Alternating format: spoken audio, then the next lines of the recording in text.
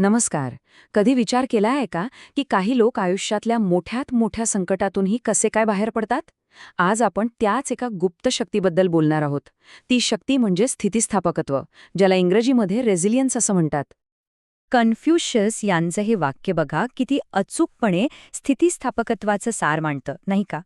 खरी ताकद कधीही न पडण्यात नाहीये, तर प्रत्येक वेळी पडल्यावर पुन्हा उभं राहण्याच्या आपल्या क्षमतेमध्ये आहे. तर मग आज आपण ह्या प्रवासात काय काय बघणार आहोत. आधी समजून घेऊ की स्थितिस्थापकत्व म्हणजे नेमकं काय, मग त्याचे फायदे काय आहेत, आणि सगळ्यात महत्त्वाचं म्हणजे आपण स्वतःमध्ये हे कौशल्य कसं वाढवू शकतो. आपल्या सगळ्यांच्याच आयुष्यात चढ उतार हे ठरलेलेच असतात. संकटं येतात, वादळं येतात, पण या सगळ्यांना सामोरं जाऊन दुसऱ्या बाजूला अधिक कणखरपणे उभं राहण्याचा खरा अर्थ काय? चला, हेच समजून घेऊया. सोप्या भाषेत सांगायचं तर हे एका स्प्रिंगसारखं आहे. आयुष्य आपल्याला खाली दाबतं, पण स्थितिस्थापकत्व ही ती आतली शक्ती आहे जी आपल्याला परत उसळी मारायला लावते. कधी-कधी तर पूर्वीपेक्षाही जास्त ताकदीने. याच क्षमतेला बाउन्स बॅक करणं असं म्हणतात. आता इथे खूप मोठा बदल झालाय आपल्या विचारांमध्ये. पूर्वी लोकांना वाटायचं की काही जण जन्मतच कणखर असतात, पण आता विज्ञान सांगतं की ही काही जन्मजात देणगी नाही, तर हे एक असं कौशल्य आहे जे कोणीही शिकू शकतं आणि विकसित करू शकतं. मग हे कौशल्य विकसित करण्यासाठी एवढा वेळ आणि प्रयत्न का गुंतवायचे? कारण याचे फायदे खूप मोठे आहेत, जे आपल्या आयुष्याच्या जवळजवळ प्रत्येक पैलूवर सकारात्मक परिणाम करतात.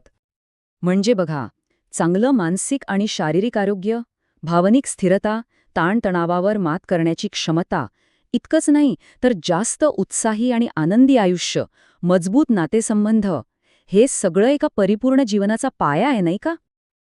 बरं, मग जे लोक असे कणखर असतात ते विचार कसा करतात, त्यांच्या डोक्यात नेमकं काय चाललेलं असतं? चला, त्यांच्या मानसिकतेची काही प्रमुख वैशिष्ट्ये पाहूया. सगळ्यात पहिली आणि महत्त्वाची गोष्ट म्हणजे सजगता. म्हणजे आपल्या आजूबाजूला काय घडतंय, आपल्या मनात कोणत्या भावना आहेत आणि आपण त्यावर कशी प्रतिक्रिया देतोय याबद्दल ते जागरूक असतात. यामुळे ते परिस्थितीला जास्त चांगल्या प्रकारे हाताळू शकतात. स्थितिस्थापक लोक आपल्या आयुष्याची सूत्र स्वतःच्या हातात घेतात. त्यांना माहीत असतं की यश, अपयश हे नशिबावर नाही, तर आपल्या स्वतःच्या प्रयत्नांवर आणि कृतींवर अवलंबून आहे. ते परिस्थितीला दोष देत बसण्याऐवजी स्वतः काय करू शकतात यावर लक्ष केंद्रित करतात. आणि हां, तर सगळ्यात मोठा फरक आहे दृष्टिकोनाचा. काही लोक स्वतःला परिस्थितीचा बळी समजतात, पण स्थितिस्थापक व्यक्ती स्वतःला एक सर्व्हायव्हर मानतात. त्यांना विश्वास असतो की कितीही कठीण आव्हान असलं तरी ते त्यावर मात करू शकतात. पण एक गोष्ट लक्षात ठेवायला हवी, कोणीही एकटं लढू शकत नाही.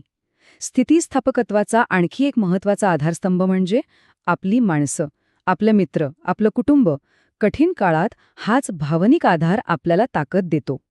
चला, आता सगळ्यात महत्त्वाच्या आणि कृतिशील भागाकडे येऊया. हे सगळं तर कळलं, पण हे कौशल्य स्वतःमध्ये आणायचं कसं, ते विकसित कसं करायचं? तर मग आपण स्वतःचं स्थितिस्थापकत्व कसं वाढवू शकतो? ह्यासाठी काही सोपे पण खूप प्रभावी मार्ग आहेत जे आपण आजपासूनच वापरायला सुरुवात करू शकतो. पहिली पायरी आहे आत्मविश्वास. आपल्यामध्ये आव्हानांना तोंड देण्याची ताकद आहे हे ओळखणं, हाच या प्रवासाचा पाया आहे. स्वतःच्या बलस्थानांना ओळखा, आपली इच्छाशक्ती ओळखा, तीच आपली सर्वात मोठी संपत्ती आहे. आजच्या डिजिटल जगात आपण ऑनलाईन हजारो फ्रेंड्स जमवतो, पण आभासी नेटवर्कपेक्षा खऱ्या नात्यांना जास्त महत्त्व द्या. कुटुंब, मित्र आणि सहकाऱ्यांसोबत प्रत्यक्ष संवाद साधल्याने जो आधार मिळतो, तो ऑनलाईन जगात कधीच मिळू शकत नाही. बघा, या जगात एकच गोष्ट कायम आहे आणि ती म्हणजे बदल. मग त्याला विरोध करण्यापेक्षा त्याच्यासोबत जुळवून घ्यायला शिकणं हेच खरं शहाणपण आहे. ज्या गोष्टी आपण बदलू शकत नाही त्यांना स्वीकारून पुढे जायला हवं. आशावादी राहण्याचा अर्थ समस्यांकडे डोळेझाक करणं नाही, तर कितीही अंधार असला तरी कुठेतरी एक प्रकाशाचा किरण आहे हा विश्वास ठेवणं. एक लहानसा आशेचा किरणही मोठा अंधार दूर करण्याची ताकद ठेवतो. एक गोष्ट लक्षात घ्या, आपल्या आनंदाची चावी आपल्याच हातात असते. स्वतःच्या आवडीनिवडी ओळखा, स्वतःला काय आवडतं ते करा. आपल्या आनंदाचे शिल्पकार आपण स्वतःच बनायला हवं. म्हणजे कसं की झालेल्या चुकांमधून शिकायचं आणि पुढच्या वेळेस तयारीने राहायचं. प्रॉब्लेम आल्यावर विचार करण्यापेक्षा तो येऊ नये म्हणून आधीच तयारी करणं हे जास्त हुशारीचं आहे. आणि शेवटची पण अत्यंत महत्वाची गोष्ट, ध्येयाच्या दिशेनं चालत राहा. एकदम मोठं ध्येय बघून घाबरू नका. छोटे छोटे टप्पे बनवा आणि एक एक पाऊल पुढे टाका. प्रत्येक लहान यश तुम्हाला मोठ्या ध्येयाच्या जवळ घेऊन जाईल. तर या सगळ्या प्रवासात एक गोष्ट तर नक्कीच कळली असेल की स्थितिस्थापकत्व हे फक्त एक कौशल्य नाहीये, तर ही एक जगण्याची पद्धत आहे. एक अशी मानसिकता आहे जी आपल्याला प्रत्येक वादळातून तावून सुलाखून बाहेर काढते. शेवटी हे एक वाक्य सगळं काही सांगून जातं. संकट तर येणारच, पण महत्वाचे हे आहे की आपण त्यांना सामोरं कसं जातो.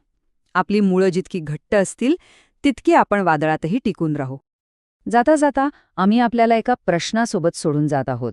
स्थितिस्थापकत्वाचा हा प्रवास सुरू करण्यासाठी आज आपण स्वतःसाठी कोणतं एक छोटंसं पण ठोस पाऊल उचलू शकता, यावर नक्की विचार करा.